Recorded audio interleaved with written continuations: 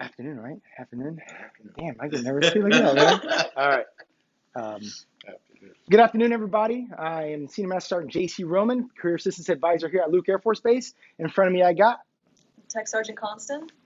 And TSgt Weathersby. All right. So the reason for this podcast today is that we're doing a little bit of a changeover from Sergeant Weathersby. He's been with us for the last year, moving over to Sergeant Constant. So what I wanted to do is make sure that you guys kind of know a little bit about her and kind of introduce her to the rest of the fighter wing.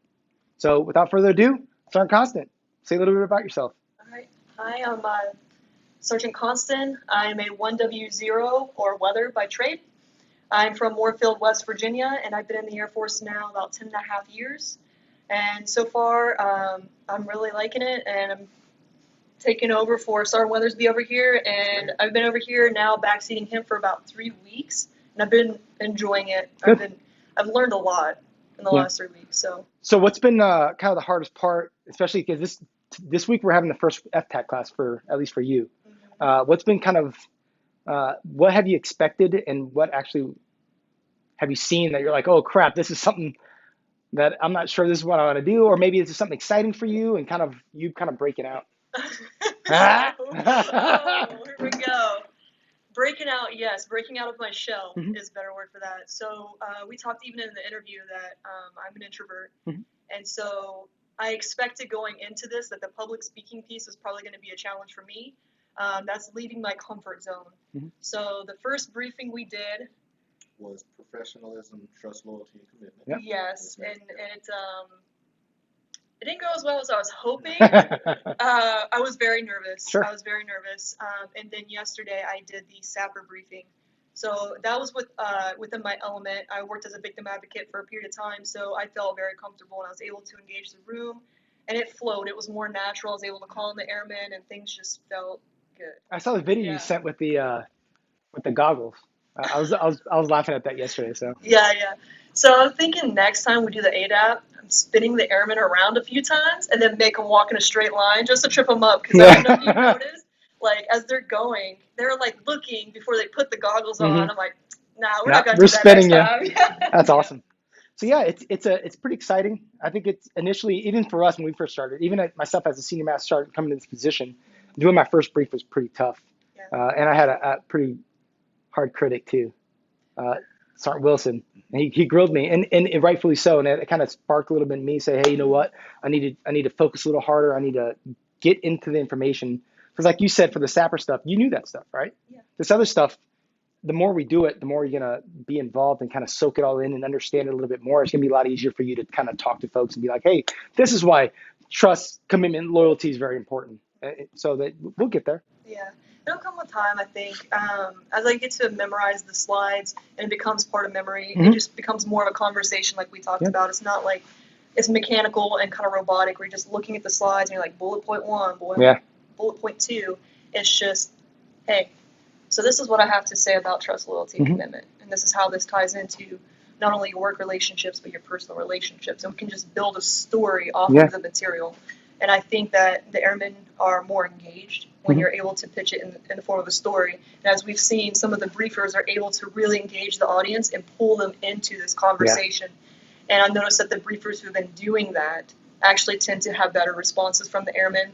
They are more engaged in the class. They want to talk. They want to share their story. And I think they actually learn something from the material. And that's the end piece. The end goal is for them to take something away from this when they go back to their units. And we were talking about it yesterday about, we're not just teaching, we're developing. And that's what we want to focus on. How can we develop you to be something, evolve into something bigger? And that's what we're here, man. We want to help the folks out. So I appreciate your time that you had with us this week. And I know you've been kind of emailing, making sure all the briefers come in and doing all these things with Sergeant Weathersby. So it's going to be a fun year. It's going to be a fun year. So we have a good time. But unfortunately, we got to say goodbye to Sergeant Weathersby. Yep, got to say goodbye. Yep. My time here has been well spent. It really has blessed me to see a different side of the Air Force that I was not accustomed to, honestly. Again, for 19 years, it's been aircraft metals technology. So for me to step outside of that and actually get into a developmental realm that actually helps airmen, helps myself develop. Now I'm helping Sergeant Constant develop herself and develop certain skills that she may not have had coming to the section and coming to FTAC. It's given me a great breadth of experience. That's what I've enjoyed about it. It's allowed me to see dreamers become believers when it comes to retraining and other options within the Air Force. It's allowed me to see hope turn into aspirations and ambitions, and it's just been a wonderful, wonderful experience for me. I hate to go, but I know my time has come to an end, and I know the program is going to be left in good hands with Sergeant Constant, and that's the biggest thing. We wanted someone passionate that wanted to deliver not just the Air Force material, but try to build and develop those relationships. It's the relationships. They're so huge, man. Yes, and, just in your little time that you've been here, seeing those folks that are coming through, that have come in. One of the airmen that came through today, he went through FTAC last May. And every time he gets a haircut, he comes over here, hangs out, and talks about his life. And, we don't just talk about military stuff. We talk about life and what's going on with his family, what's going on with this, what's going on with that. He just got his car, did emissions on his car, so now he's going to get his title on his car. So, all these little things like that we built these relationships. And it's not just about, I got an OC. Hey, here's a bullet. It's about real life and real experiences and real relationships that we're having with people. So that's the kind of culture myself and Sergeant Weathersby and some of the other folks before us were building. And of course, we want to continue that on as we move forward. And we've already had a couple people from your section come over here and talk to us too. So so I brought two of my airmen over to discuss retraining with you because they both had interest in that, and I wanted them to want to be educated in their options. Yeah. And it's also that pursuit of happiness. We've talked about that quite a bit. Is if you want to stay in the Air Force and you're not sure if you want to stay in your career field, but you like the Air Force, retraining is an option, right? Yeah. That's an option. I think it gives people that hope, and that's what keeps that retention there. Yeah. But the other side of it that I've liked since I've been here is, when the airmen come in and they just want to chat, like we said, sometimes they come back and it's because there's more going on. They want to talk. And I think that has been the piece that has been honestly the most rewarding so far. Yeah. Is there's people who got serious issues going on, and serious issues to the point that they even told their spouses about it. And they come over and they just put it out there. Yeah. And it's nice to be able to have that vulnerability and that bond to build with the troops. Yeah. And that's something that you don't see at work. That's one thing that I learned a lot from Sergeant Wilson. Sergeant Wilson, one of the first things he's told us is you have to be vulnerable. You have to be. And you're the first step. We're the first steps to show these guys that we can be vulnerable. And by us opening that door of vulnerability, it allows them to open their door. And maybe not as open as we are. Maybe it's a little closed a little bit more, but they open up a little bit to us. And then by doing that, we're able to see each other as humans and as adults and be able to speak to certain things. So that vulnerability piece it's huge. It's huge. So I'm excited. I'm excited for this next year. I'm gonna try to keep Weathersby as long as I can. Right now it's 1 August, and we'll kind of keep them through. We're trying to do some other things. I know that 1 August is going to be a very big time frame for this office. We're going to see a lot of people coming through for retraining, so we're trying to keep them maybe for a little bit longer.